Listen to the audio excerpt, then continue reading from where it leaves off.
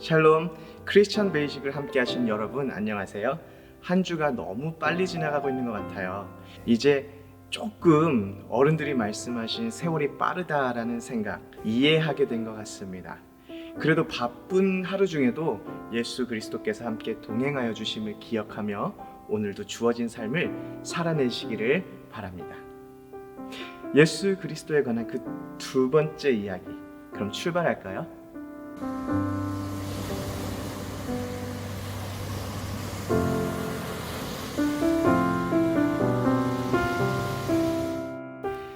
예수님은 사람일까요? 하나님일까요?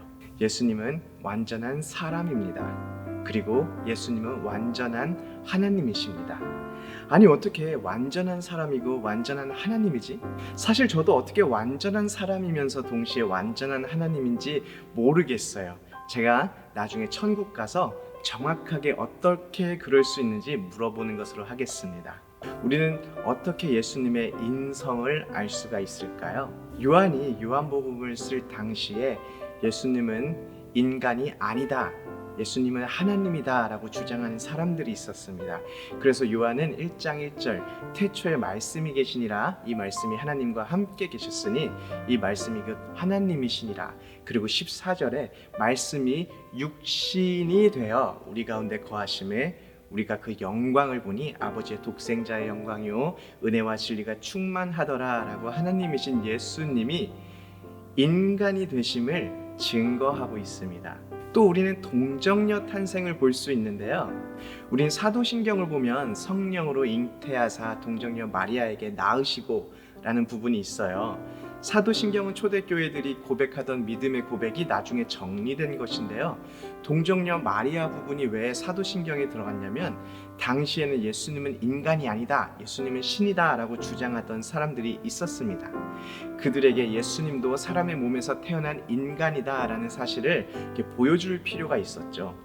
누가복음 2장 25절에는 예수는 지혜와 키가 자라나며 하나님과 사람에게 더욱 사랑스러워 가시더라 라고 우리처럼 예수님도 읽고 배우고 성장하는 어린 시절이 있었음을 알려주고 있습니다. 또 예수님은 우리처럼 마태복음 4장에서 40일을 금식하고 배고픔을 느끼기도 하셨고요, 요한복음 4장 6절을 보면 행로에 고나여서 사마리아에서 우물 곁에 쉬기도 하셨고요, 또 예수님이 십자가를 지고 가실 때 구레네 사람 시몬이라는 사람이 대신 지고 가는 장면이 등장하는데요, 예수님이 매를 너무 많이 맞으시고 스스로 갈 힘이 없는 그 연약한 인간의 모습을 또한 우리에게 보여주고 있습니다.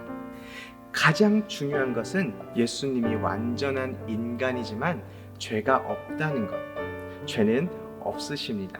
또한 예수님의 신성, 예수님은 완전한 하나님이신데요, 성경을 보면 예수님께서 기적을 행하십니다. 물론 성경을 보면 기적을 행한 사람들이 많이 등장하는데 예수님은 그 사람들과는 좀 다른 부분이 있습니다. 성경에서 기적을 일으킨 사람들은 자신의 영광을 나타내거나 자신을 드러내기 위함이 아닙니다. 그런데 예수님은 물을 포도주로 만들고 나서 그 영광을 나타내심에라고 자신의 영광을 드러나셨음을 우리가 볼 수 있고요, 또 폭풍 속에서 물 위를 걸어오신 예수님께서 제자들에게 나다 두려워 말아라 할 때 나를 소개했던, 자기를 소개했던 단어는 하나님이 모세에게 자신을 소개할 때 사용했던 동일한 방법이고요, 바람과 파도가 예수님의 권세에 복종하는 것을 우리가 알 수 있습니다.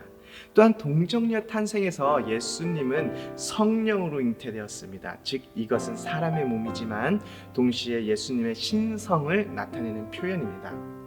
또 성경에는 직접적인 표현들이 있는데요, 신약에는 하나님을 가리킬 때 theos라는 단어를 사용하는데 예수 그리스도를 가리킬 때 역시 이 단어가 사용되는 구절들이 있습니다. 요한복음 1장 1절, 1장 18절 있고요, 20장 28절, 로마서 9장 5절, 디도서 2장 13절, 히브리서 1장 8절, 베드로후서 1장 1절이 있습니다. 이게 힘드네요. 또한 이사야 9장 6절을 보면 한 아기가 우리에게 낳고 한 아들을 우리에게 주신 바 되었는데 그 어깨에는 정사를 메었고 그 이름 기묘자라 모사라 전능하신 하나님이라고 예수 그리스도에 대한 예언에서 예수님이 하나님 되심을 말해주고 있습니다. 이 밖에도 성경에는 많은 증거들이 있습니다. 성경을 읽어나가면서 예수님의 인성을 나타내는 부분 그리고 신성을 나타내는 부분들을 찾아보면 참 재미있겠죠. 그렇다면 예수님은 왜 인성과 신성을 가지고 계시나요? 인간으로 우리에게 삶의 본이 되어주시기 위함이고요. 또 죄로 인해서 인간과 하나님이 분리되었기 때문에 인간과 하나님 사이의 중보자가 되어 우리를 하나님께 인도할 누군가가 필요했기 때문에 인간이 되었습니다. 가장 중요한 것은 예수님이 인간이어야 하는 이유는 인간이 아니고서는 인간인 우리를 대신해서 희생할 수가 없습니다. 우리가 죽어서 지불해야 하는 죄의 값을 인간이신 예수님이 아니면 지불할 수가 없는 것이지요. 또 예수님께서는 완벽한 하나님이시기 때문에 우리 사이에 완전한 중보자가 되어 주십니다. 그래서 하나님께 인도함과 동시에 하나님을 우리에게 온전하게 계시해 주실 수 있는 것이지요. 예수님이 완전한 하나님이고 완전한 사람이기 때문에 우리에게 구원이 있는 것입니다.